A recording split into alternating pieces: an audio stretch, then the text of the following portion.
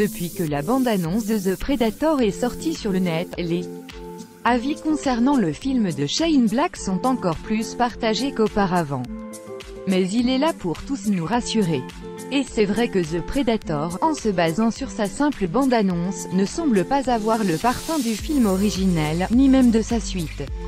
Ce qui, d'une certaine manière, est une bonne nouvelle parce que cela nous met à l'abri du remake déguisé en mode photocopie formelle, mais d'un autre côté, cela inquiète un peu plus parce que nous avons encore le souvenir des autres digressions de la saga qui ont failli lui être fatales. Mais Shane Black n'est pas n'importe qui et depuis l'annonce du projet, il n'a cessé de répéter qu'il avait une vision précise pour ce grand retour et qu'il allait de toute façon faire ce qu'il sait faire de mieux, à savoir un film de Shane Black. Et, de ce point de vue, nous sommes en terrain connu, le trailer ressemble clairement à un film de Shane Black, dont on rappelle que la sortie est calée au 17 octobre prochain.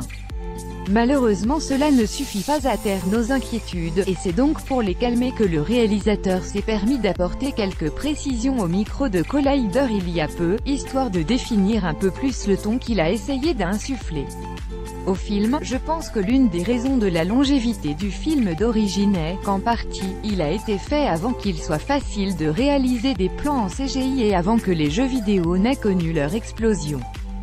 Donc, il y avait alors un genre de film de guerre beaucoup plus viscéral et une qualité de thriller inhérente à l'identité du film.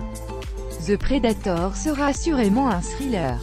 Ce ne sera pas une comédie. C'est un film classé R et il est supposé être une expérience déchirante.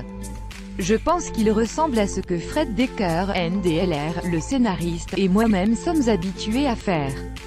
En gros, si vous me demandez d'écrire une comédie, je serai totalement désarmé, mais si vous me demandez une thriller avec quelques blagues dedans, c'est cool. Donc, je n'ai pas à m'en faire. C'est ce genre de combinaison et ce mélange des tons qui devient un numéro de jonglage, tout autant qu'un défi, mais c'est en même temps ce qui fait le plaisir dans ce que nous essayons de faire.